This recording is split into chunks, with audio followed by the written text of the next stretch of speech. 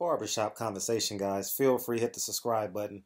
So I was just doing some thinking. I've been conversing with a few people on text messages, and the winner of Jermell Charlo and Jarrett Hurd, based off of today's boxing climate, could be the pound for pound best fighter in the world. And I know you're gonna say Terrence Crawford's better, Lomachenko's better. I understand all that, but if they fight first, if they fight before these other guys can unify their division, one would have to argue Jarrett Hurd and or Jermell Charlo is the best fighter in the world. And I know it sounds wild to believe that now, but Lomachenko is going to fight a nobody. Terrence Crawford's going to fight a nobody. And Earl Spence and Mikey Garcia is fighting in between February 16th and mid-March, mid to late March. They haven't finalized a weekend yet because, as I told you guys, March Madness is so important. And I spoke to someone that was there yesterday, and they explained to me March Madness plays a huge part in their decision in putting Earl Spence, Mikey Garcia in because it's going to be a pay-per-view event. And what else I was going to say? So at the end of the day, Terrence Crawford's not going to fight anybody. Not unless Mikey Garcia upsets Earl Spence. He's the best fighter in the world if he upsets Earl Spence. You understand? So, but outside of that miracle, I'm calling that a miracle. I think that the winner of this fight, in my humble opinion, will be the pound for pound king because they have gone through the gauntlet to get there, especially Hurd. Hurd fought Lara, who considers the best boxer today at 140, let's just say 154. People consider him the best boxer at 154. And I know some of you guys, if you look at Hurd's style, it's definitely non-traditional. He's only had low 80 amateur fights, and we know how many pro fights he has. But it's not the style; it's just the ability to win. And I think that his ability, his know-how to win, and his style is very uncomfortable. I mean, I watch him fight, and he's like Jason Voorhees. You know what I mean? Michael Myers just keeps coming. You know what I mean? And I think he needs to adopt that name, Halloween Hurd. And flip side, if Charlo wins, I think the same as him. We know he can't go to 160. It's not a profitable move for him to go to 160 yet. Because his brother's there, and his brother wants to clean out that division. What they gonna do? Split two hairs? So he'll be. I think he'll be not stuck, but he'll stay at 154 for quite some time. And I think you would have to put him up there. So, but this is just something to think about. Something to think of, tea leaves, just to tantalize your thoughts. Maybe you say hell no. Maybe you say hell yeah. The only thing another way that may interrupt that, if we get the Hail Mary of Joshua or Wilder, that the winner of that fight is potentially the pound for pound king. You understand? And some of you guys may never ever think that a heavyweight can be the pound for pound king, but I think more Deontay Wilder than Anthony Joshua because Deontay Wilder walks in the heavyweight division at 214 and he could lose 14. We can mentally see him losing 14 pounds to fight Usyk for that title as well. You understand where I'm coming from? So from that perspective, I would say more so Deontay Wilder if he can beat Anthony Joshua if they make that fight for early spring, late spring. You understand? Early spring, right? Early spring, whatever, spring next year.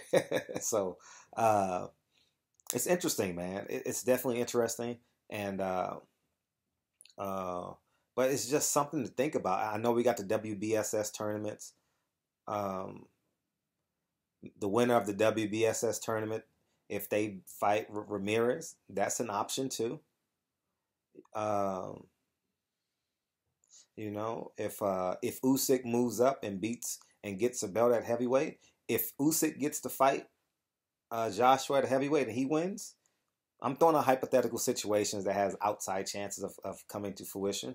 If that happens, then then you can debate that too. Usyk is the best pound for pound fighter in the world. So uh, I think that there's a lot of scenarios that has to occur, but Earl Spence can't get it because he's not going to get March. 6 months after March makes it what? He won't unify until until late fall.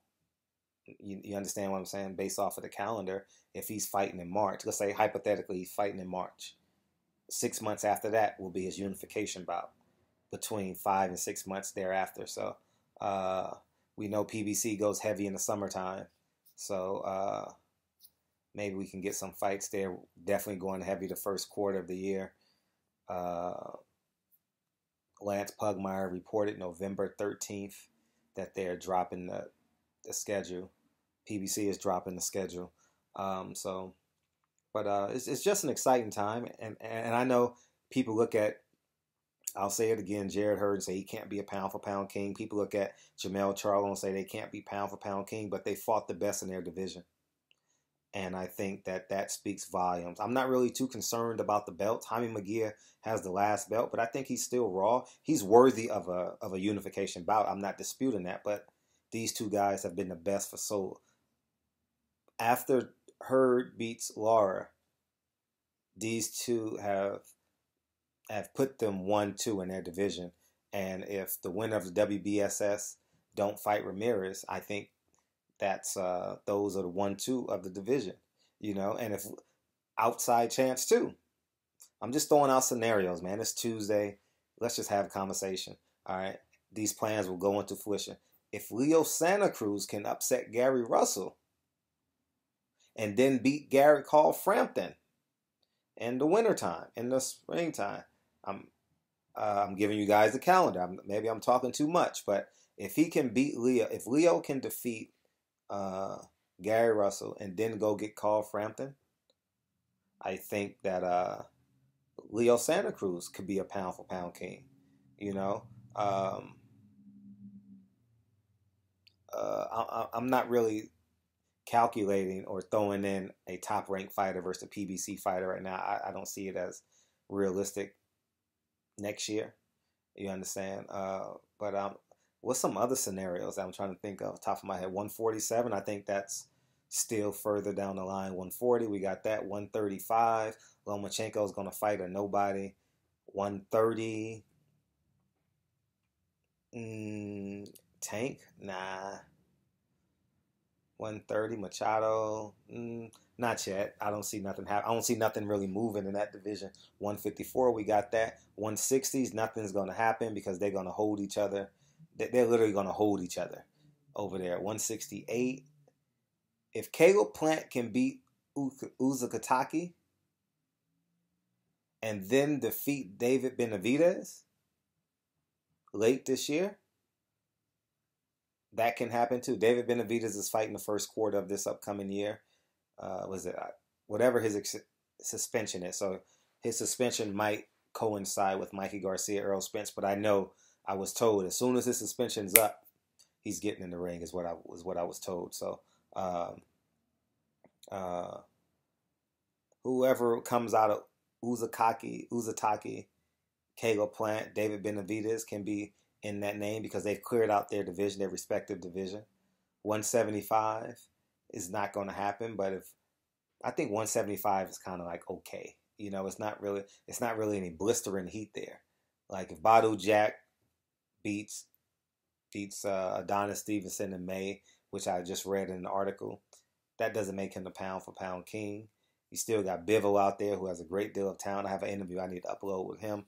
But it's just conversation. It's just water cooler talk. I'm not saying this in stone. I'm just creating scenarios just to get us thinking on a slow Tuesday. You know what I mean? Sometimes we got to create the news. So anyways, man, Barbershop Conversations, man. Feel free at the subscribe button. 2 tickets, Deontay Wilder, Tyson Fury. The Patreon is now $5. 48 Laws of Power. I'm going to do one tonight. 48 Laws of Power. I'm going to do it tonight. And we're going to move forward from there. So I appreciate y'all. I'm excited about doing this 48 Laws of Power. It's exciting to me. It's exhilarating. Man, that did so much for me. Anyways, man, I thank y'all. I truly thank y'all. 30-day challenge, day 6 today. We roll, and I got a great surprise for some of my female subscribers today. Hopefully one of my celebrity friends is starting the challenge today or yesterday, and she's going to send me a video. So that should be exciting for my female subscribers.